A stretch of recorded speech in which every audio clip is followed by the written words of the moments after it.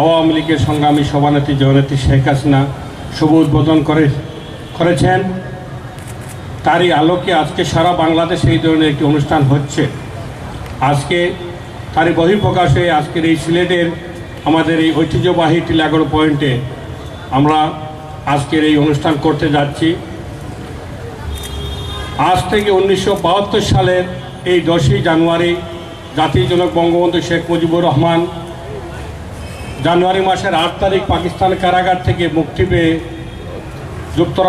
যুক্তরাষ্ট্রের উদ্যোগে রওনা হয়ে আজকে হলো গিয়ে সেই 72 সালে বাংলাদেশের প্রকৃত বিজয় হয়েছিল। যদিও আমরা বলি যে আমাদের 16ই ডিসেম্বর মহান বিজয় দিবস, কিন্তু অনেকের একটি অগাধ বিশ্বাস ছিল যে বঙ্গবন্ধু আবার আমাদের মাঝে ফিরে আসবেন।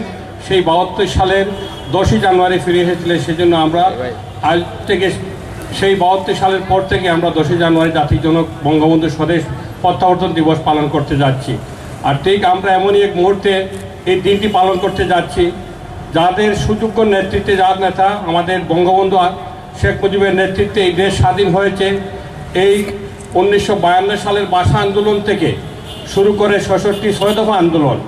আজকে 66 ছয় দফা আন্দোলন এই কথাই বললাম, এই কারণেই বললাম আজকে এমন এক দিন, এই দিন থেকে আরও ঠিক 66 দিন পরে জাতির জনক বঙ্গবন্ধু শেখ মুজিবের রহমানের 100 বছর পূর্তি কাজ শুরু হবে এবং 100 বছর পূর্তি হবে। 1920 সালের 17ই মার্চ জাতির জনক বঙ্গবন্ধু শেখ মুজিবুর রহমান জন্মগ্রহণ করেছিলেন। আর ঠিক 2020 সালের 17ই মার্চ আমাদের আজ থেকে ঠিক 66 দিন পরেই আমাদের জাতির জনক বঙ্গবন্ধু শেখ মুজিবুর রহমানের 100 বছর পূর্তি হবে।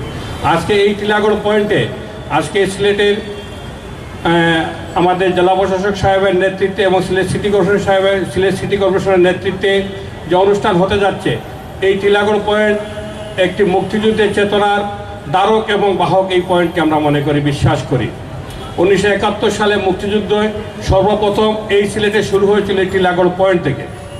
1952 সালের ভাষা আন্দোলনের সর্বপ্রথম যে মিছিলটি শুরু হয়েছিল এই টিলাগড় পয়েন্ট থেকে। 1966 সালে 6 দফা আন্দোলনের যে মিছিলের সূত্রপাত হয়েছিল এই টিলাগড় পয়েন্ট থেকে। সুতরাং জাতির জনক বঙ্গবন্ধু শেখ মুজিবুর রহমানের যত আন্দোলন সংগ্রাম এবং দেশ এবং স্বাধিকার আন্দোলনের যত সংগ্রাম শুরু হয়েছিল সবই আমাদের সিলেটের এই টিলাগড় পয়েন্ট থেকে শুরু হয়েছিল।